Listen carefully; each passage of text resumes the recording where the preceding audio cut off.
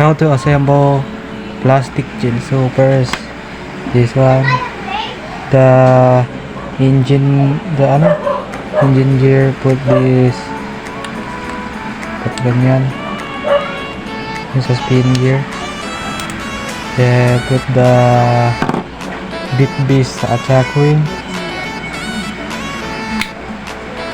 then lagay nyo yung weight disc, then patong nyo, then twist, go, Dragoon Fighter Beyblade plastic gen. How to assemble the second generation metal type blade. So kailangan nyo na itong basic tools. So put the performance tip on the speed track.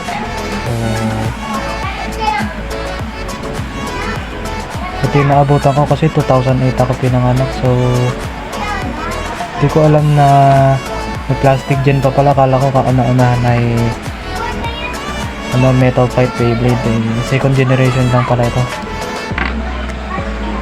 Then put the clear wheel on the warrior wheel, then put the pace bolts. Higpitan nyo lang yung pace bolt. So nice guys, tama nga tayo pagkakalagay natin. Ay, bali.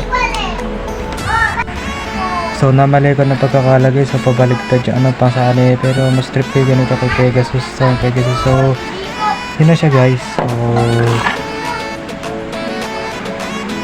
second generation ng Beyblade.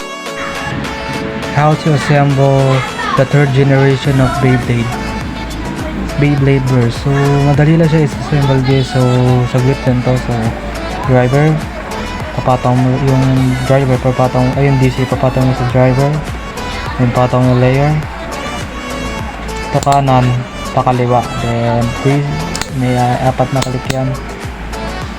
There ang Beyblade Burst.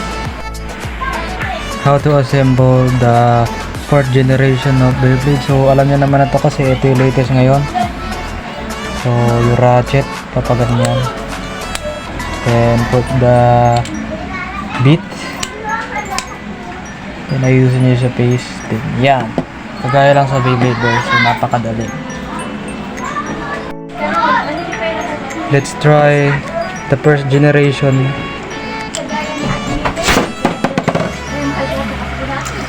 Ganyan yung ikot niya guys, so medyo powerful din. Hindi ako naniniwala. Next generation ay yung second generation niya. So medyo mabilis to guys.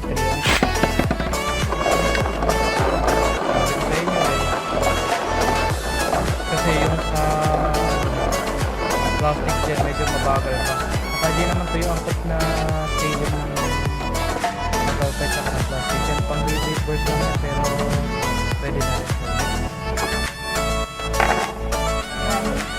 So guys, ito yung third generation ng Beyblade. So Beyblade Burst. So let's try. 3, 2, 1. Oh shoot! Napaka-aggressive kasi ako ikot na si Victory Bubble. So yun yung galawan niyang Beyblade. So pag may kalaban siya, mag-reverse siya, or yung kalaban niya yung mag-reverse. So next generation. So next generation guys, Beyblade X. So pagpasensya nyo na kasi wala akong X stadium, so wala pang bumibili ng stadium natin. So by the way guys, kung gusto nyo bilhin yung stadium ko, so ito siya. So mag-comment lang kayo kung bibili nyo. So ano siya, 900 pesos. So na natin so, sa Beyblade X sa standard stadium. So dito ang gusto. Medyo mabilis din guys yung sa Beyblade X. So yun yung galawan niya sa loob ng stadium, standard stadium. So sa mga hindi pa nakakaalam ng mga kinopya ng Beyblade X sa lahat ng generation ng Beyblade, so sa plastic gem, so yung beat beat, pinakanloko naman sa Beyblade. Sa metal pipe, syempre yung metal yun. And then sa burst. Sa burst naman ay yung pagka-burst niya. So yun lang anyways, salamat sa panonood. Thank you so much for watching.